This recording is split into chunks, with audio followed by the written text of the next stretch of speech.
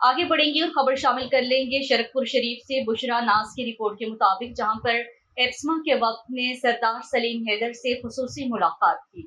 एप्समा वक्त की गवर्नर पंजाब सरदार सलीम हैदर से गवर्नर हाउस में खुसूसी मुलाकात। वक्त ने गवर्नर पंजाब को निजी तालीमी इदारों को दरपेश मसाइल से आगाह किया। काशिफ अदीब जावदानी, मोहम्मद हुसनैन, आजम अली सागर, फयाज मकसूद, इब्रार अहमद खान, चौधरी अब्बास, शाहिद इकबाल, सकीना ताज और दीगर ने शिरकत की। तफसीलात के मुताबिक all Pakistan private schools management association ने मरकजी सदर काशिफ अदीब जावदानी, मोहम्मद हुसनैन, मियाँ आजम अली सागर, फयाज मकसूद मदनी, इब्रार अहमद खान, शाहिद इकबाल और चौधरी अब्बास और दीगर ओहदेदारान के हमरा गवर्नर पंजाब सरदार सलीम हैदर खान से गवर्नर हाउस में खुसूसी मुलाकात की। गवर्नर पंजाब ने तालीमी शोबे में निजी इदारों के किरदार को सराहा और कहा है कि हुकूमत हर सतह पर निजी शोबे की हौसला अफजाई कर रही है, क्योंकि प्राइवेट स्कूल्स तालीम के शोबे में हुकूमत का बोझ बांट रहे हैं। गवर्नर पंजाब ने प्राइवेट स्कूल्स मालिकान के मसाइल को हल करने के लिए हर मुमकिन ताउन की यकीन दहानी करवाई।